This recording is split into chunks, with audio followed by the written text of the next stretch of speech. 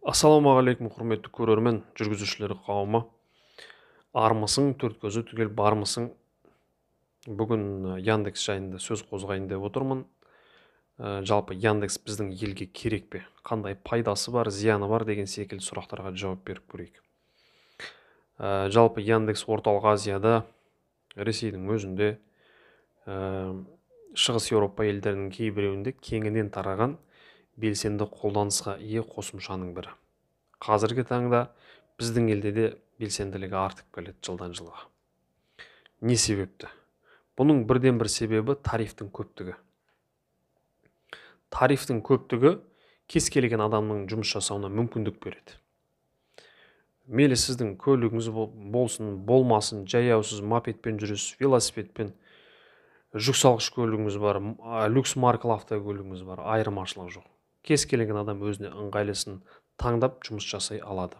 Бұл бірден бір ең үлкен артықшылығы. Ал енді зиянына келетін болсақ, шетелге миллиардтап кетіп атқан пайыз, бізден ұсталынатын пайыз. Сіздер шамалап білу үшін өзімді мысал ретінде етейін. Бір айда Яндекс менен 75-80 мың теңге пайда көреді, жалғыз менен. Мен сияқты қанша мыңдаған, миллиондаған таксист жігіттер бар. Ай сайын миллиардтап Ресейге ақша кетіп жатыр. Енді сіздер айтасыздар, енді неге өзіміз сол секілді қосымшаны ойлап таппаймыз? Неге соны жасамаймыз? Өте сұрақтарыңыз, уайымдарыңыз өте орынды, бірақ оның барлығы жеткіліксіз. Қазіргі таңда әшейін сөз жүзінде, ой жүзінде қалып отыр. Анығында келгенде ешкім қолға алып, жүйелі түрде қолға алып, оны кірісіп жатқан ешкім жоқ. Не себепті? Қосымшаны ойлап табу үлкен мәселе емес. Аллаға шүкір, елімізде мықты IT мамандары бар.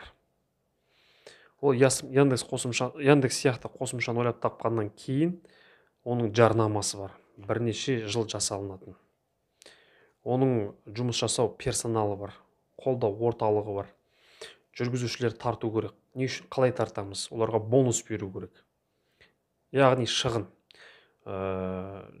Жолаушылар, қолданушылар қосымшаны.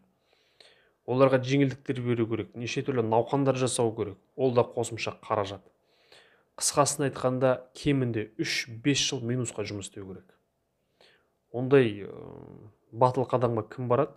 Қазіргі таңда ешкім бара қоймайды. Немесе мемлекеттік деңгейден қаржыландырылу керек. Сол көзден жылдам нәтиже беруі мүмкін. Қазіргі таңда бар мен базар. Ең мықтысы Яндекс болып отыр. Сол себептен басым бөлігі осы жүргізушілердің Яндексте жұмыс жасайды. Тағы бір айта кететін жайт, ағайын.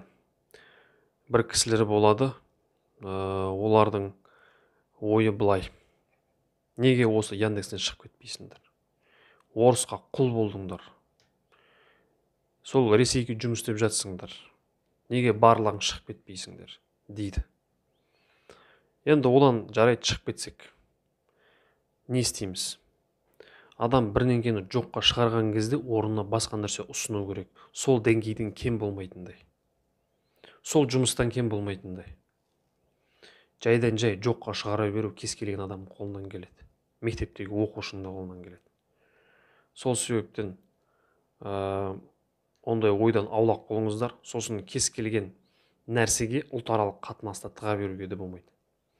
Ондайға баратын болсаңыз, қолыңызда ұстап тұрған телефоныңыз, айдап жүрген көлігіңіз, үстіңіздегі киіміңіз барлығы шетелдік.